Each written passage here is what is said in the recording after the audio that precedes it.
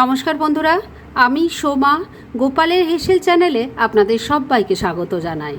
আজকে থোড় দিয়ে দুর্দান্ত স্বাদের একটা নিরামিষ রেসিপি আপনাদের সাথে শেয়ার করছি, যেটা খুব সামান্য ঘরোয়া কিছু উপকরণ দিয়ে তৈরি হয়ে যাবে, অথচ গরম ভাতের সাথে খেতে ভীষণ ভালো লাগবে। তাই চলুন সময় নষ্ট না করে রান্নাটা করে ফেলি। আজকে থোড় দিয়ে দারুণ টেস্টি আর চটপট তৈরি হয়ে যায় এরকম একটা নতুনত্ব রান্না করব। আর তার জন্য এখানে আমি থোড় কুচিয়ে নিয়েছি। থোড় কাটার সময় কিন্তু আঁশটা ভালো করে ছাড়িয়ে নিতে হবে, আর কেটে আমি এটাকে একটু হলুদ জলে ভিজিয়ে রেখেছিলাম। এবার এর মধ্যে অল্প নুন দিয়ে দিচ্ছি।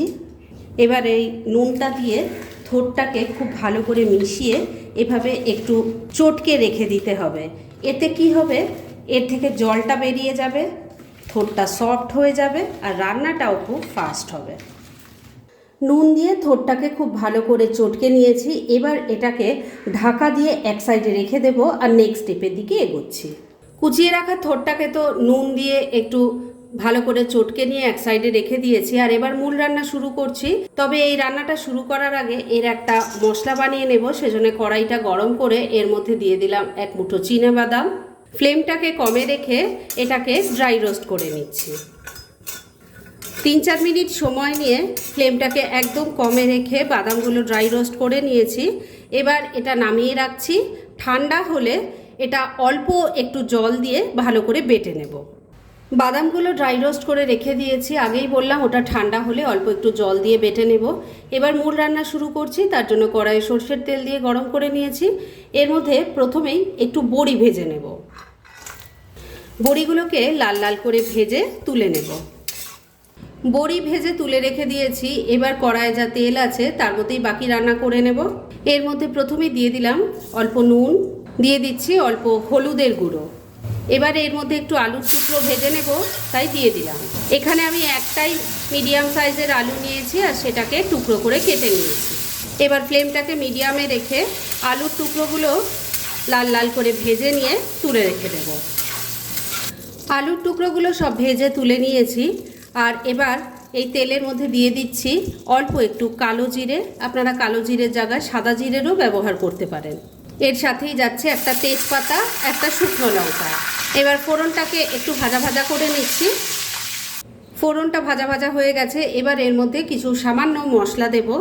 প্রথমেই দিয়ে দিচ্ছি একটা মশলা আমি বেটে নিয়েছি। এর মধ্যে আছে আদা, গোটা জিরে আর কাঁচা লঙ্কা। 1/2 ইঞ্চি আদা আছে, 1 চামচ গোটা জিরে আছে, 2টো কাঁচা লঙ্কা একসাথে বেটে নিয়েছি।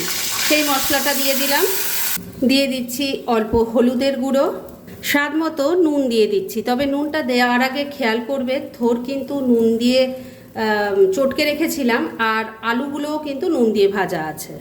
অল্প একটু চিনিও দিয়ে দিলাম। এবার সব কিছু মিশিয়ে নিয়ে মশলাটাকে খুব ভালো করে কষিয়ে নিচ্ছি।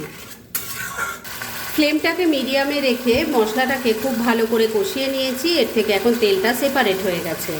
এবার ওই প্রথমে যে চিনেবাদামটা ড্রাই রোস্ট করে রেখেছিলাম না, সেটা অল্প জল দিয়ে বেটে নিয়েছি। এবার সেই বাদাম বাটাটা দিয়ে দিলাম।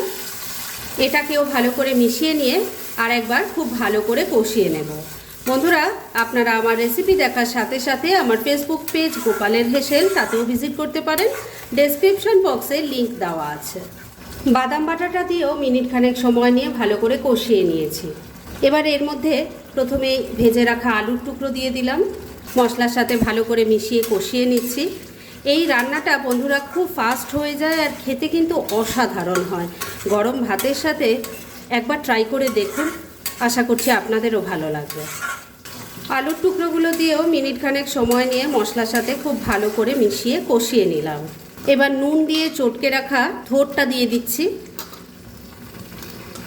থোড়ের থেকে যে জলটা বেরিয়েছে সেটাও দিয়ে দিলাম। ভালো করে সব কিছুর সাথে মিশিয়ে নিচ্ছি।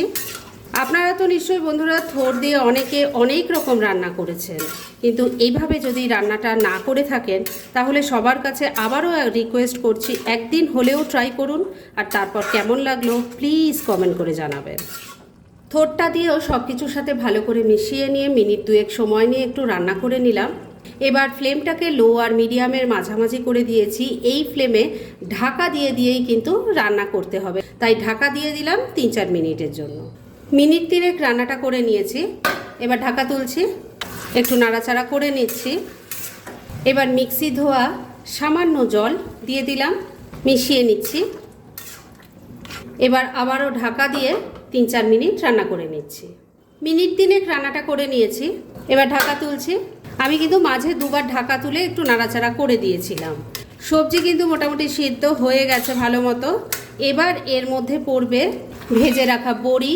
আর এই রান্নাটাকে আরও টেস্টি বানানোর জন্য এখানে আমি নিয়ে নিয়েছি 1 চামচ গোবিন্দভোগ চালের গুঁড়ো। এর মধ্যে এবার অল্প জল দিয়ে দিচ্ছি। এবার চালের গুঁড়োটা খুব ভালো করে মিশিয়ে নিচ্ছি।